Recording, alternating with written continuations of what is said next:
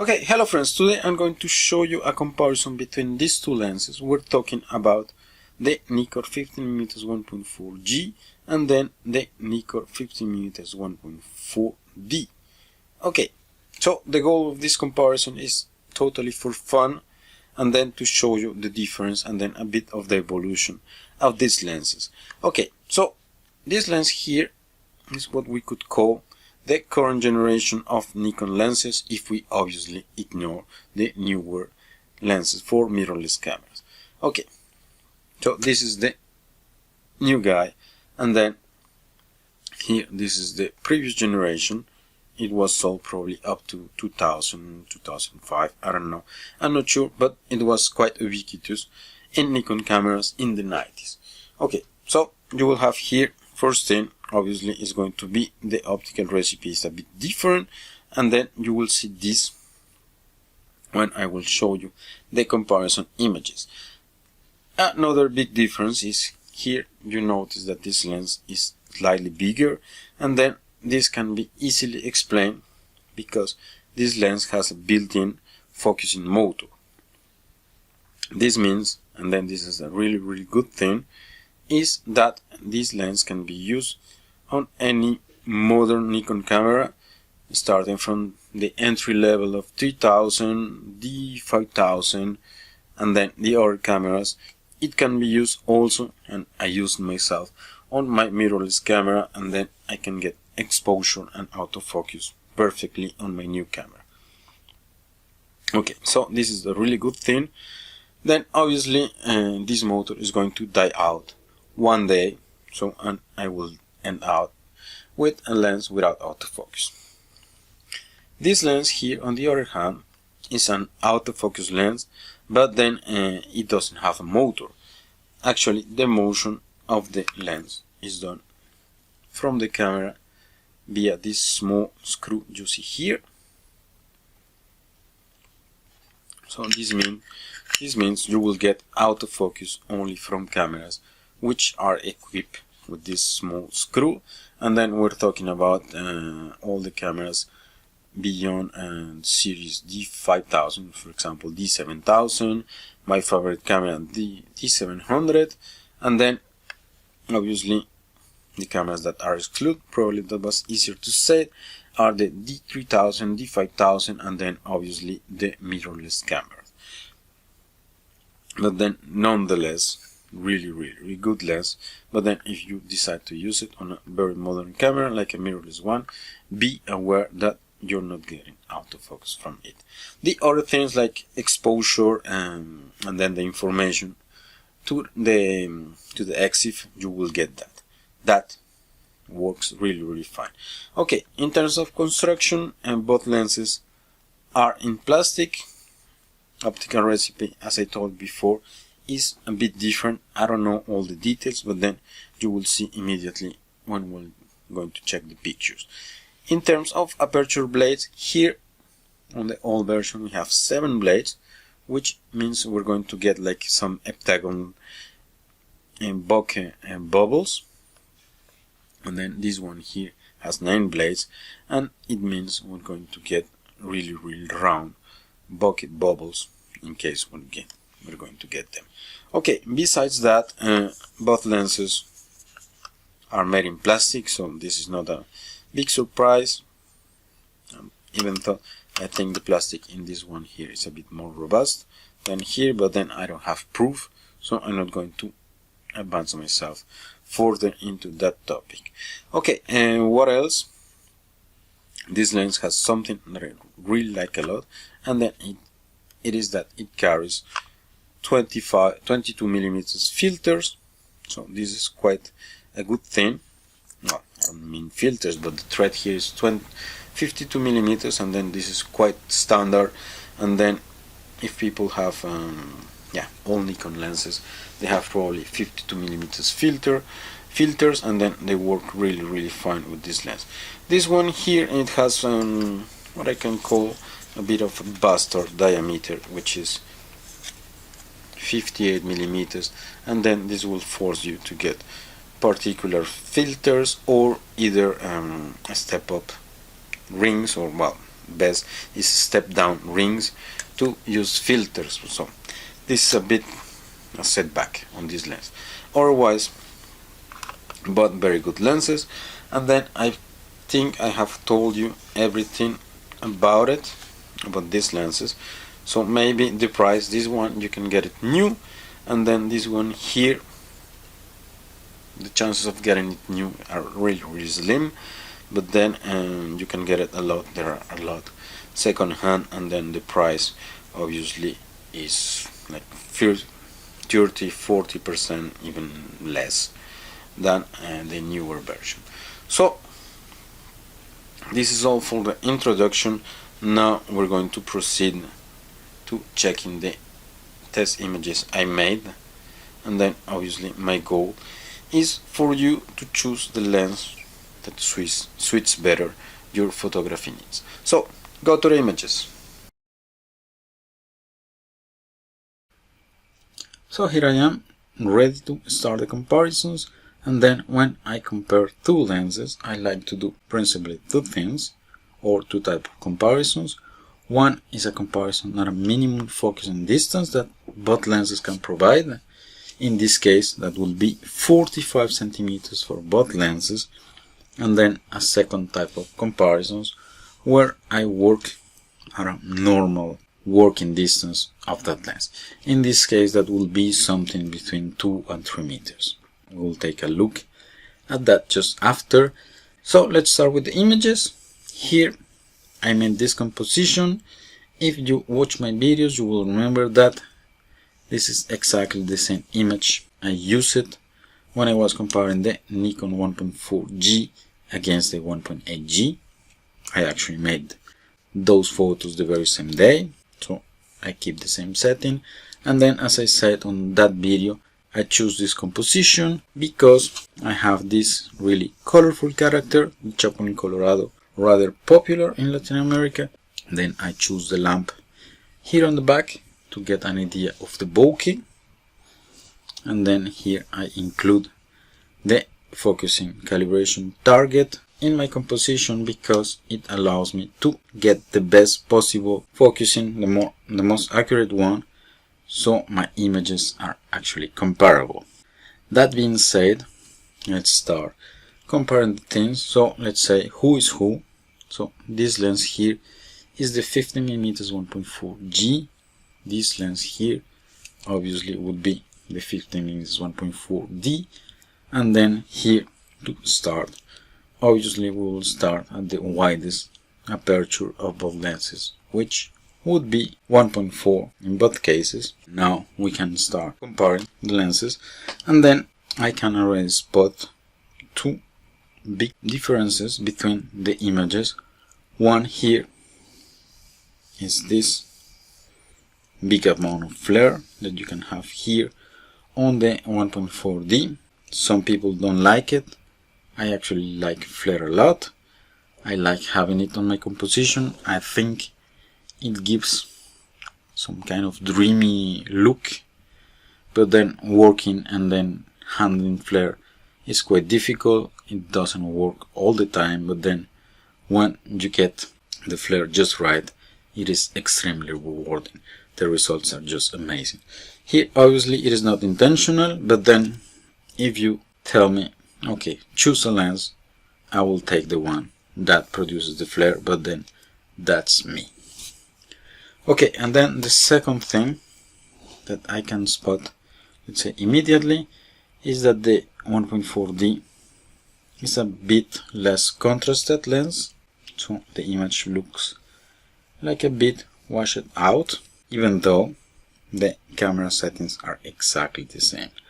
So, and then probably I have to mention that, I don't remember if I mentioned it already, but then those images were taken with a Nikon Z7 camera, so that means we have a lot of megapixels to peep around.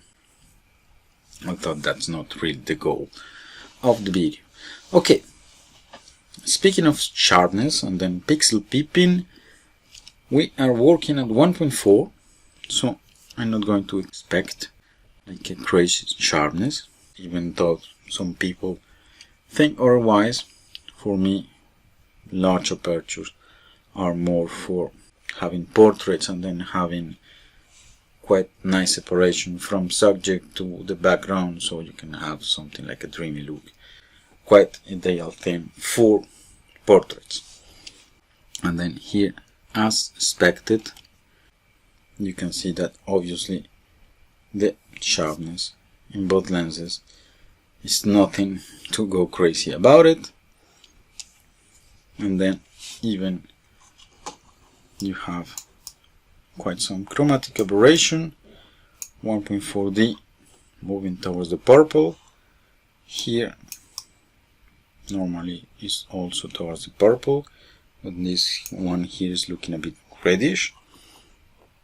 So I think that has something to do maybe with the coatings of the lens.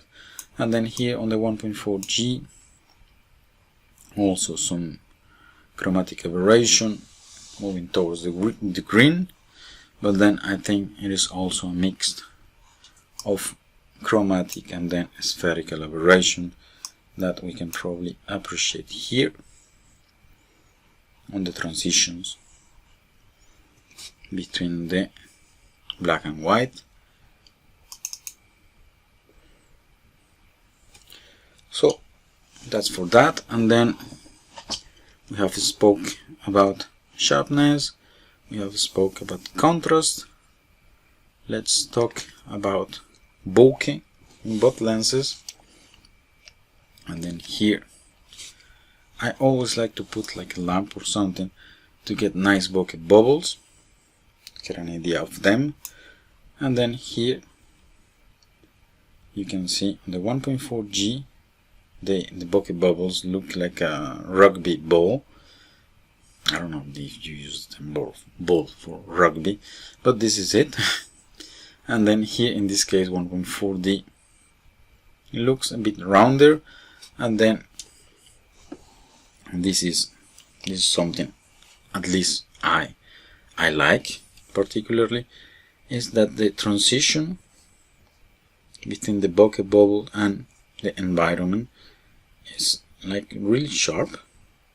And then I like also this really sharp rim the bubble has around, whereas here there is also the rim, but I think, this is my feeling at least, the transition is quite smooth. And then, well, it's not to my liking, but then that's quite a subjective thing. And then last thing, we can take a look between these two lenses. That would be a bit of the color rendition. And then here I don't think there isn't much to say. Color wise both look good, I like it, but even though I think the 1.4G is producing here a bit more deeper reds. So let's move along to F2. And then here at F2 there is something that jumps to my eyes immediately. Well, besides this thing here, we already talked about it, is that I have the feeling that the 1.4D just got a lot sharper. So let's take a look at that. Let's go to or 0,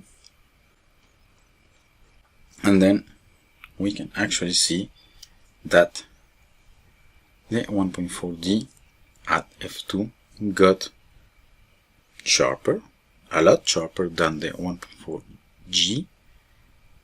And then let's just move around here and looking intentionally at the big contrast zones, because this is where you get most of the ideas of sharpness and then kind of aberrations you can get from the lens. And then here you can see, well, we still have some chromatic aberration in both lenses, not really critical in my opinion. And then here probably in the transition zones, probably these are the effects of spherical aberration. Okay, and then I told you about sharpness. Here these are just lines, so not a big deal. Let's look at something real. Okay, this is quite a lot of zooming. Okay, I think this is okay. And then here we can see it clearly here on the eyebrow of the doll. 1.4D got a lot sharper. But then, okay, don't get me wrong, I think at this point you might be thinking, okay, the 1.4G, it is actually a really bad lens, but don't let this fool you. We got exactly the same thing when we compared it to the 1.8G, which is a quite sharp lens. And then if you're going for sharpness, I think that will be a better choice than any of these two lenses. But then when we compare and then we work at a normal distance, at least when we did the comparison with the 1.8G, the 1.4 was extremely good. So don't forget about it, and then don't judge these lenses too fast. Okay, so let's go back. Now let's go to f2.8 on both lenses. Okay, at 2.8 I think the trend remains the same. The 1.4D is actually looking really good. Here obviously we have the bokeh bubbles, which are getting smaller, but then there is one thing that, well, that's really subjective and then really to the liking of people. But then the 1.4G has rounded blades, has 9 blades, so you can see that the bokeh bubble is consistently round, whereas here with the 7 blades we have something which is more a geometrical shape, and then that will be an heptagon. I think that's the name of that. You have 1, 2, 3, 4, 5, 6, 7 sides, which is consistent with the 7 blades the lens has. And then the flare here is looking like a Wi-Fi signal. Yeah. Let's zoom a bit to see how sharpness is evolving.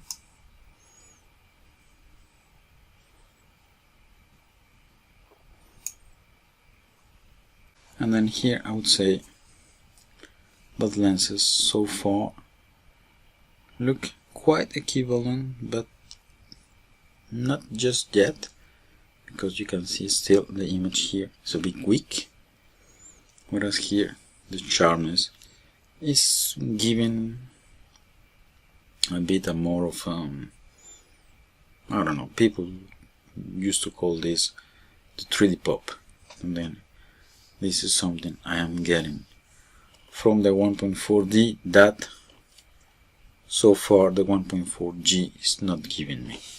So this is something you need to be aware of. And then here we have also something which is a bit interesting, and then this is directly related to the optical recipe of the lens. And then my point here is that you see the 0 here, and then you can see the sharp zones, and then you can see that the 1.4D is giving a bit of frontal depth of field and then back depth of field, whereas here the 1.4G is giving almost none frontal depth of field and then back depth of field, probably a bit deeper here, going and being sharper up to the 1, whereas here, well, almost. It's rather difficult to tell, but then there is quite a difference here on the depth of field. And then something that I don't think we have checked yet, not that it is really relevant, and then that would be what is happening here on the corner. And then, well, I would say both lenses look not very good, but then for me what happens on the corners is not really relevant to the kind of images I work on. So let's move to f4. At f4 my flare, which was looking good before, is not so good looking now. It's getting this really strange shape. Here something is trying to happen. Flare is trying to push in. Color wise both lenses look quite similar, even though the colors of the 1.4G look a bit warmer. I don't know if it is my screen, but then in this photo here the doll look like it came back from vacation because it is tan, and then here it looks a bit whiter. And then bokeh wise, I don't know if there is much to say. Maybe we can look at the transition of the bokeh. Here we can actually see that the sounds out of focus in the 1.4G are quite smooth actually, whereas here we have the hard borders, which I was liking before, but then when the bokeh bubble starting to get small, I really prefer the smooth transition that this lens here is giving me.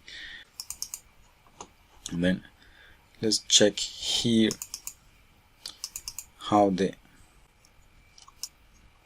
depth of field in both lenses is evolving. Here we still have a bit of frontal depth of field, back depth of field, and then on the 1.4G almost non-existent frontal depth of field, and then quite some back depth of field. I think both lenses are starting to look sharp. Here still we can see some difference with the 1.4D giving a more cleaner transition between high contrast zones. But here where the dust is, both images are looking rather good. And then let's take a look again to the face of the doll, and then as I told you before, the 1.4D is still giving me this feeling that the images have, well, yeah, they're kind of popping in because the transitions sharpness is rather good, whereas here, well, even though sharpness has got really good, still lacking a bit to get images to pop out of the frame. Okay, so let's jump to 5.6. I don't think we're going to see big difference here, and then just after we'll jump to f8, and then remember that I'm really eager to get to f8. Okay, this thing is loading. Okay, load it again, same thing as before. Images on the 1.4D sharper, but then okay, I was telling you I'm really eager to get to f8 because if you remember when we compared it, the 1.4G to the 1.8G, the 1.8G being extremely sharp starting from 1.8, the 1.4G got super sharp at f8. Okay, I already told you about the flare who got ugly. Here is even uglier. So in this case here, I'm not liking it.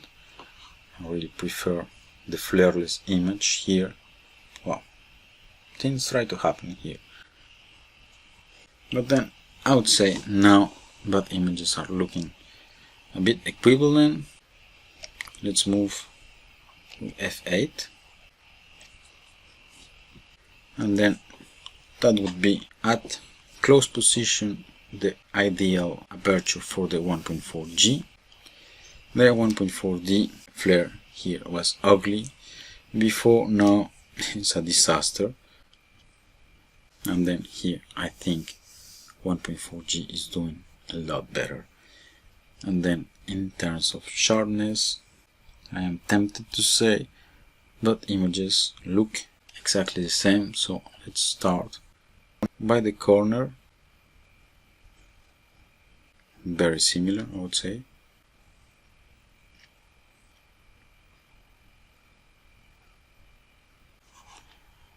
On the center here, well, here we're almost at the center, not really at the geometric center of the image, but then here exactly as with the 1.8G when we compared it, the 1.4G at the closest focusing distance, f8 was like the ideal aperture to work with it. But then you will tell me for sure, who wants to use a 1.4 lens at f8? Some people do, especially if you want like the ultimate sharpness. And then here I'm still getting the feeling this image here is kind of popping out of the screen, whereas this one here is making a good try, but things is not happening. So I don't know how to explain it. Okay, so let's take a final look at the whole frame. This is what you have, and then I have to say, if we go all through the apertures, 1.4D is performing better in wide apertures up to f4, and then it is because after that this flare got really ugly, but otherwise I like the kind of 3D popping you're getting here. We can see that the 1.4G is actually has a really constant behavior. It's working as one might expect, just getting sharper as we get the lens close. Okay, so this is all for the close focusing images. Now we're going to proceed to a more normal setting. So see you in a few seconds.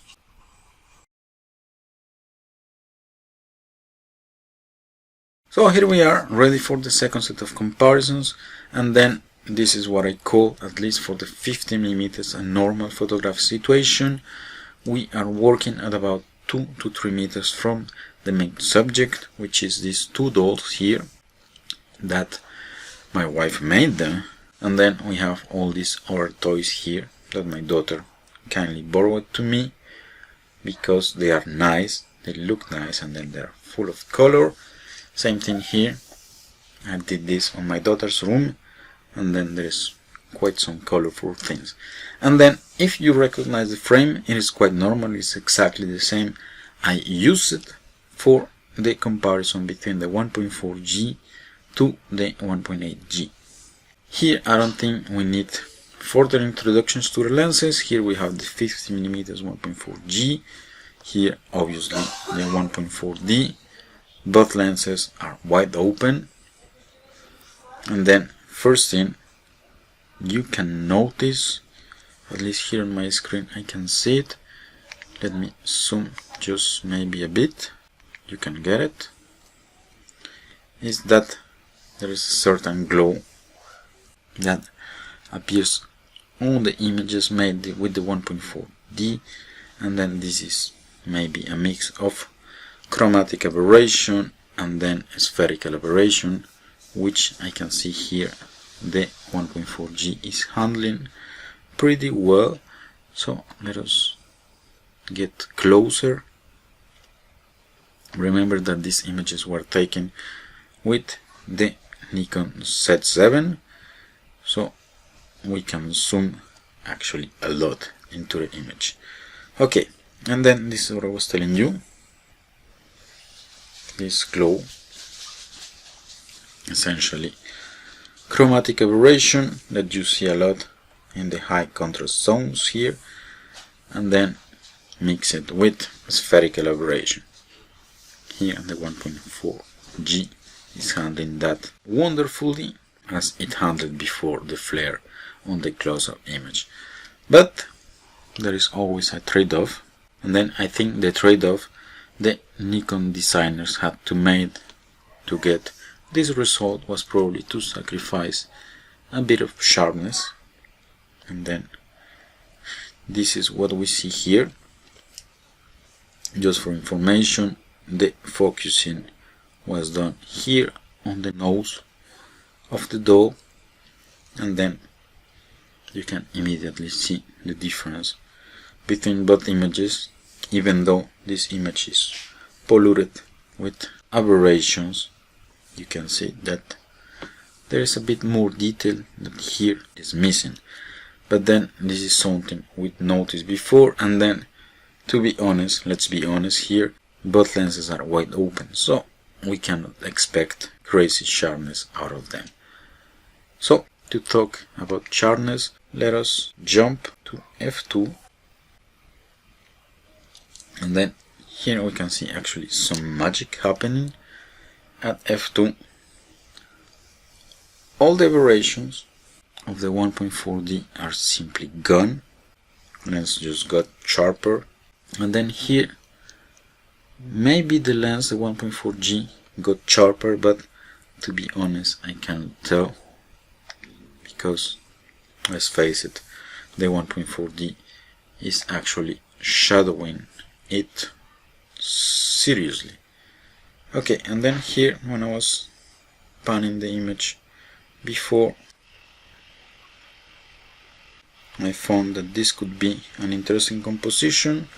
We have again the subject, we have here the castle, and then I have to be honest here, at this distance, in both images like this, besides the slight difference in color rendition that we know and then we already notice, if you give me this image in a very different uncontrolled setting and you don't tell me which is which, I think I will have a hard time telling you the difference and then who is who. So let's go a bit away.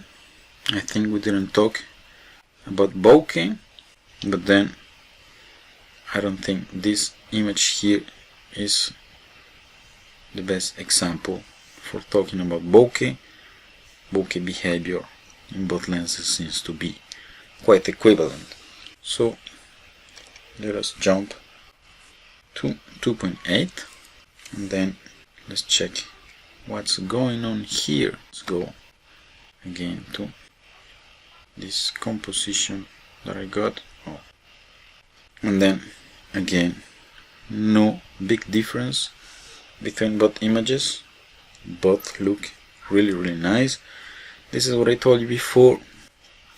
Don't drop the 1.4G just now. It gets good, and then here's the proof. Even though the 1.4D is a serious challenger.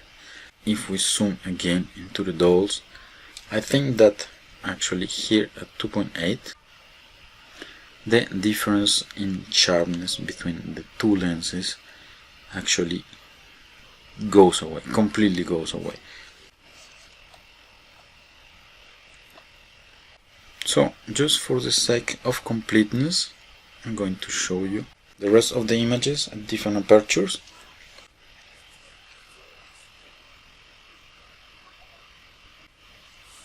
This is f4.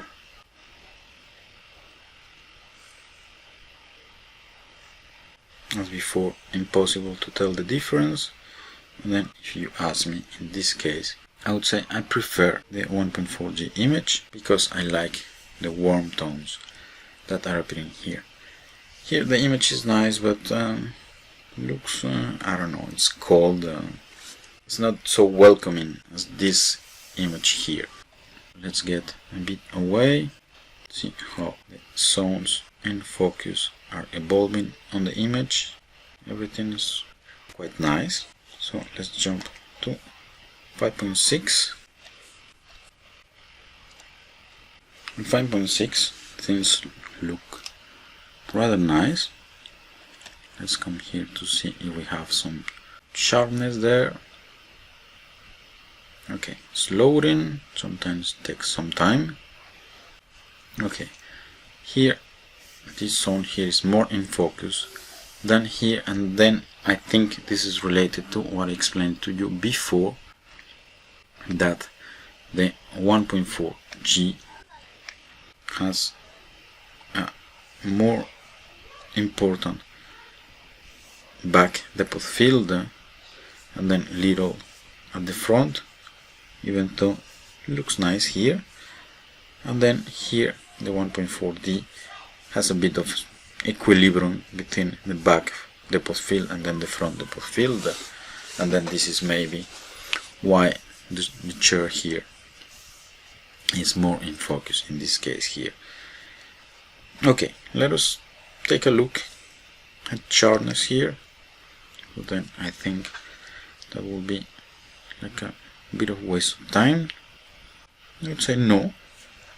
In this case 5.6 1.4G looks nicer,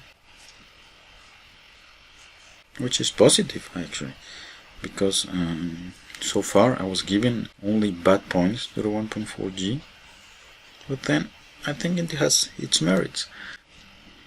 Here for example we have this small cat, I don't really know the name of that, to be honest. And then here actually looks sharper here.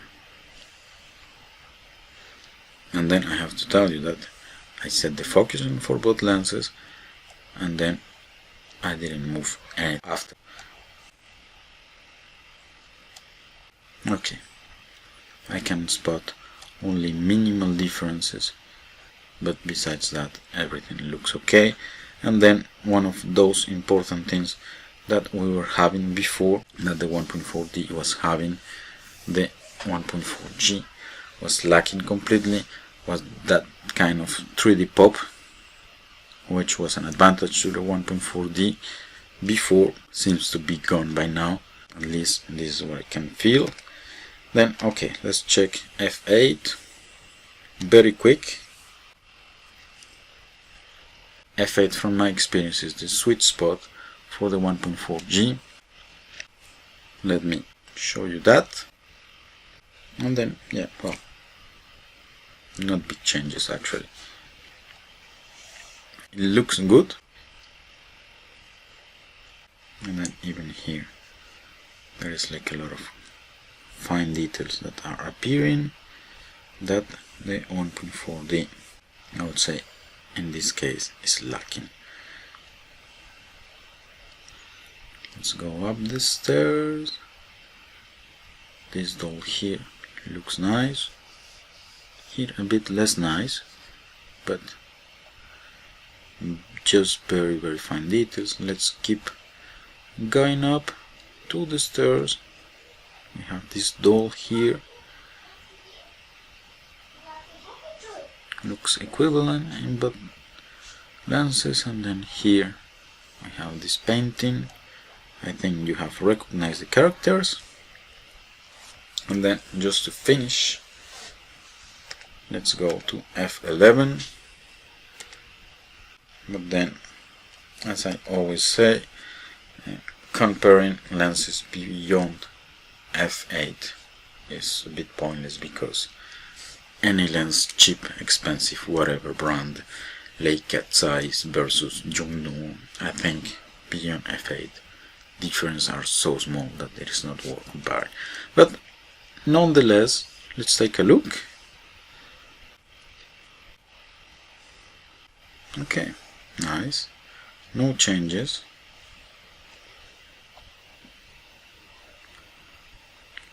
Let's take a look at this composition. I like it before.